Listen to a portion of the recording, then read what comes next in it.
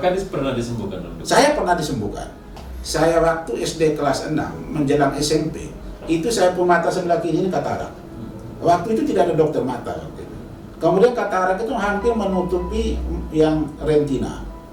Saya 3 kali datang ke dukun dibawa oleh orang tua. Mereka dengan dia punya akar-akar, dengan itu dia punya dengan sirih pinang, doa sedikit baru dia semprot di sini. Memang pedis, tetapi setiap 3 hari datang, 9 hari itu kataraknya hilang. Pertanyaannya, isi dari sirih pinang itu apa sebenarnya? Dengan akar itu apa? Sampai dengan saya punya katarak kok hilang. Seperti itu. Sehingga kita tidak terlepas dari itu. Jangan merasa tersaingi dengan kehadiran dukun. Justru kehadiran mereka, kita yang pintari mendampingi mereka. Karena ada situasi yang membutuhkan mereka. Nah, misalnya, kadang-kadang ini kita kan sakit gigi antalgin atau demam sedikit paracetamol. Yang dulu, kalau bahasa Maumere dulu itu ada namanya satu tanaman kligong. Itu kalau demam, itu orang ambil herbalnya, cuci dengan air, dikucak, ambil airnya minum, panasnya turun. Lalu kita mau tanya, yang namanya kligong di Maumere isinya apa sampai ada orang minum lalu turun panasnya? Lalu kita sandingkan dengan obat modern, penelitian. Itu yang kita mau cari. Kan ada kecemasan, Pak Kadis. Kita belum ngomong tentang gangguan jiwa ini. Ini dukun secara umum. Nanti ujungnya di situ. Oke. Kan ada kecemasan di masyarakat bahwa dukun bukan cuma mengobati, tetapi juga dia seperti berperan sebagai laboratorium lah katakan. Labor alam. Apa istilahnya untuk kesehatan yang bekerja di laboratorium? Laboran.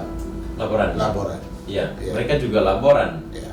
Mereka bisa meneliti, oke, ini sakit apa, penyebabnya apa, dan itu akan berefek pada gangguan sosial juga.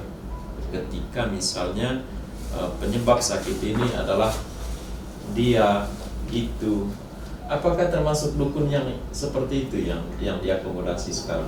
Ya, untuk dinas kesehatan program kita itu yang sarana yang digunakan tanaman dan tumbuhan berkhasiat. Iya. Kemudian yang dukun yang dengan istilahnya ilmu kebatinan dengan cara lain, itu dipantau dan dibimbing. Nah, sebenarnya contoh satu yang viral yang bulan-bulan kemarin itu, yang dukun satu yang datang dari Malaysia itu yang di Mapitara. Dan itu dari mana-mana datang pakai antri. Laki-laki perempuan? Laki-laki. Sudah tua? Nah, masih muda. Muda. Lalu di sarana itu dia hanya doa, lalu ada kain putih dengan paku. Sehingga dia tusuk di kaki itu, dia bungkus dengan kain putih. Lalu menurut sharing pengalaman bahwa banyak yang disembuhkan. Nah, dan itu karena ini menyangkut publik, menyangkut nyawa orang, penyembuhan, maka dinas kesehatan masuk. Kita masuk, kita perhatikan dia golongan kemana. Sehingga dengan peraturan ini bisa. Dia menyembuhkan orang tapi dengan sarananya yang berbeda. Yang terpenting adalah sarana yang dia gunakan tidak bisa masuk ke tubuh orang. Ya, paku tetapi tidak boleh ditusuk masuk sampai dengan melukai. Itu yang salah, itu akan kita hentikan. Tetapi dia membungkus itu hanya tusuk saja, tidak kuat, tetapi orang merasa sakit, setelah sakit merasa sembuh. Nah, itu yang kita arahkan. Karena bicara obat tradisional itu ada faktor X di dalam. Faktor X ini harus dicari tahu. Nah, sehingga itu kita harus hati-hati.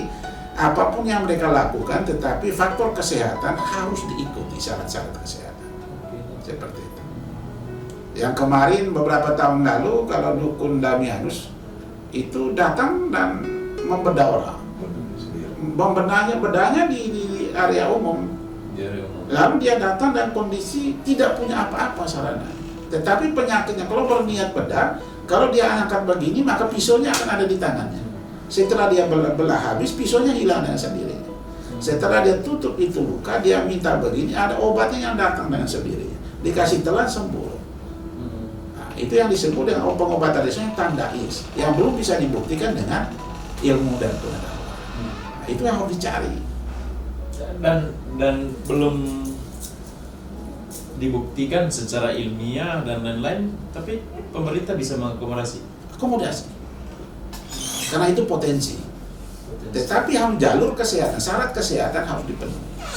Ada kemungkinan ke depan untuk mengundang ahli untuk lebih mendalam tentang itu? Karena itu ada rencana jangka panjang. Sehingga yang kita fokus sekarang itu adalah fokus di sarana yang menggunakan tanaman berkhasiat obat. Sehingga kemarin saya katakan bukan tanaman berkhasiat obat yang bapak mama pakai sekarang. Yang bapak mama pakai sekarang adalah tumbuhan berkhasiat obat. Yang kalau pasiennya datang yang kedua ini yang saya pakai itu tanaman ini, lalu saya ke hutan dan ambil itu tumbuhan. Yang kita dorong adalah kalau itu ada maka tumbuhan itu datangkan untuk dibudidayakan menjadi tanaman berkhasiat obat. Itu lebih baik. Penanggung jawab tetap dukun itu sendiri.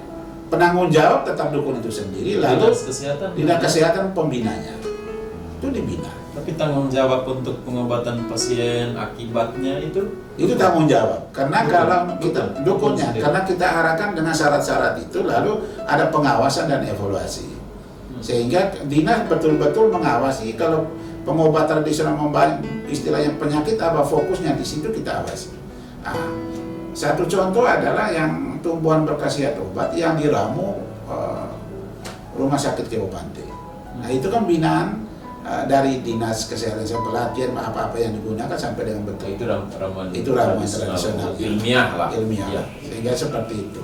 Dengan izin juga. Dengan izin. Nah kita yang undang kemarin kita mau supaya ke arahnya punya izin itu. Karena kan menggunakan ramuan tradisional. Tapi sekarang mereka diakomodasi terkait praktek mereka dengan penanggung jawabnya tetap mereka sendiri. Pembina pengawasan dinas dan puskesmas. Dinas kesehatan juga bisa merekomendasikan pasien atau apakah untuk berobat ke dukun atau bagaimana itu?